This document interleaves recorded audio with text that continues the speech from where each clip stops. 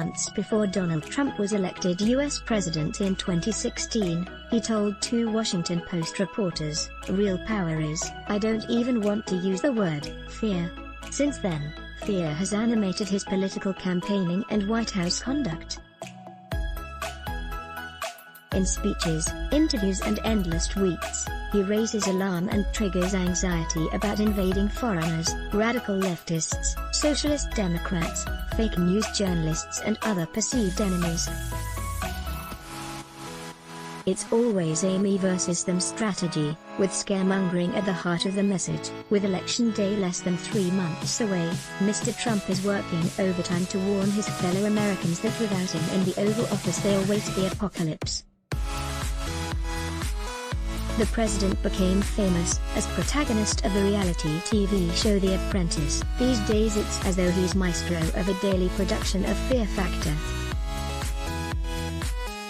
Last month, after signing legislation opposing China's crackdown on Hong Kong autonomy, Mr. Trump delivered remarks in the Rose Garden of the White House. In that governmental setting, he invoked the name of his Democratic Party rival, former Vice President Joe Biden, 31 different times.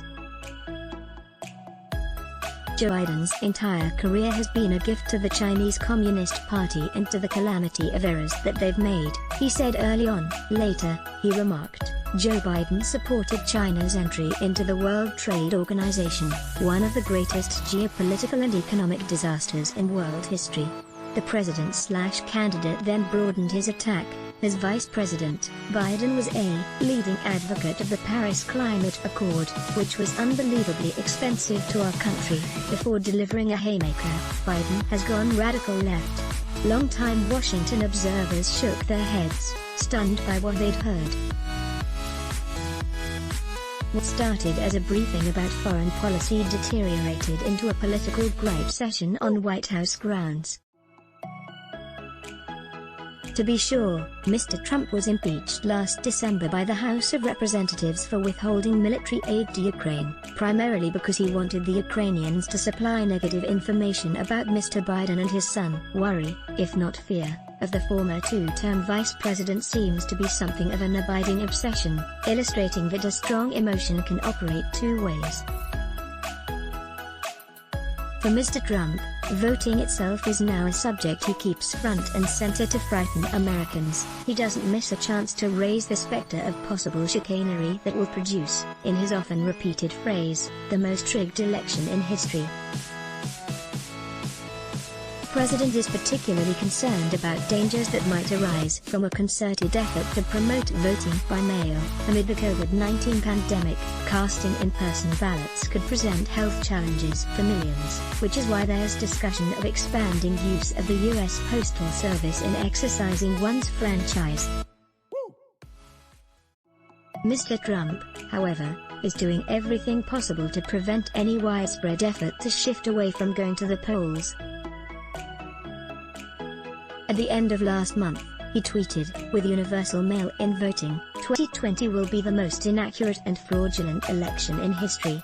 It will be a great embarrassment to the USA. Delay the election until people can properly, securely and safely vote? Does a confident, fear-free candidate ever want to put off an electoral reckoning?"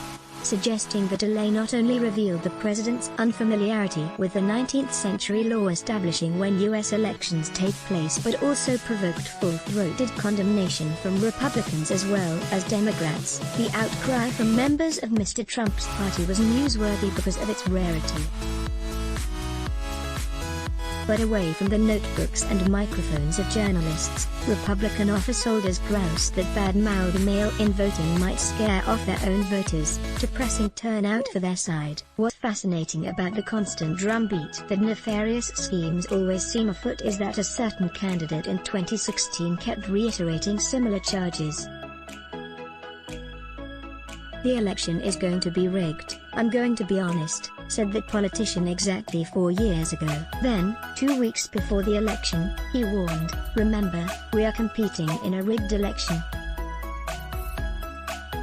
They even want to try and rig the election at the polling booths, where so many cities are corrupt and voter fraud is all too common."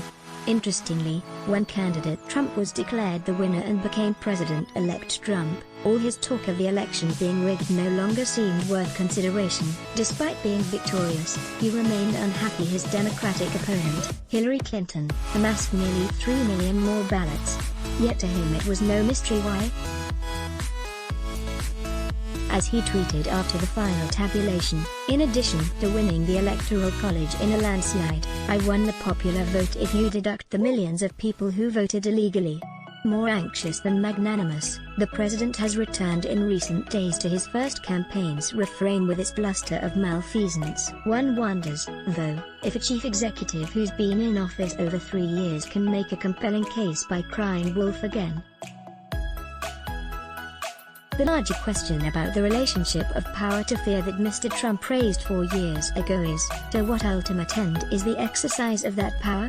Since what he now invariably refers to as the China virus infected the US and the world, the president has often been at odds with his own administration over a coordinated program to combat the disease and to deal with the economic consequences. Internal squabbling prevents necessary national action. Fear carries a public figure just so far. True leadership is more complicated and transcends one snarly emotion, especially at a time demanding empathy and compassion. Asked about the US death count during a TV interview this week, Mr. Trump argued that the pandemic is under control, before admitting, "They are dying, that's true. And it is what it is." Real power involves changing the what it is to a what it should be. Robert Schmull is Professor Emeritus of American Studies at the University of Notre Dame and an adjunct professor at Dublin City University. Let's block ads. Why?